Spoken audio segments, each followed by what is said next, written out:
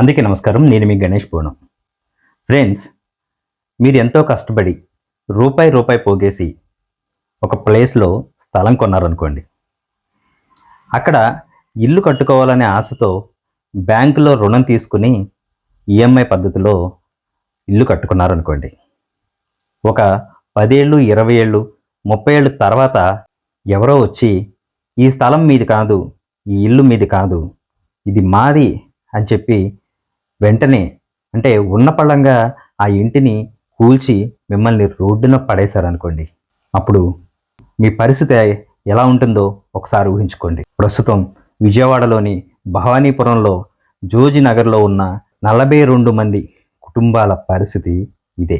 ఏం చేయాలో దిక్కుతోచని దీనస్థితిలో ఈరోజు భవానీపురం వాసులు అయితే ఉన్నారు. ప్రభుత్వం తమకు అండగా నిలబడుతుంది అనే ఆశ వారిలో ఏ కోసనా లేదు. ఎందుకంటే వ్యవస్థలన్నీ ఒక్కటై తమ వైపు తప్పు ఉందని అనిపించేలా కొన్ని పత్రాలను సృష్టించి వారిని నిర్దాక్షిణ్యంగా ఒక్క రోజులోనే రోడ్డున పడేశారు.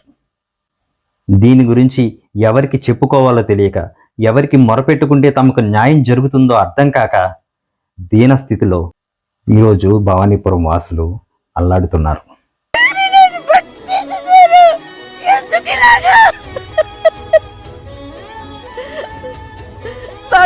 పక్కాగా రిజిస్ట్రేషన్ అయి ఉన్నాయి.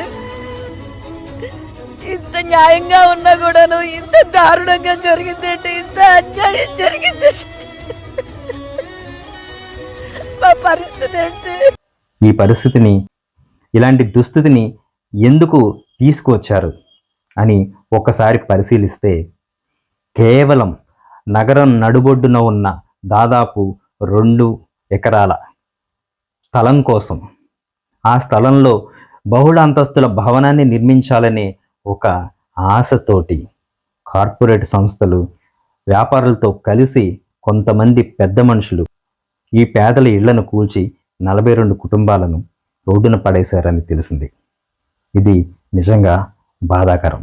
ఈ పరిస్థితి నుంచి ఎవరు ఆదుకుంటారా అని బాధితులు ఎదురు చూస్తున్నారు. వారికి న్యాయం జరగాలని కోరుకుందాం.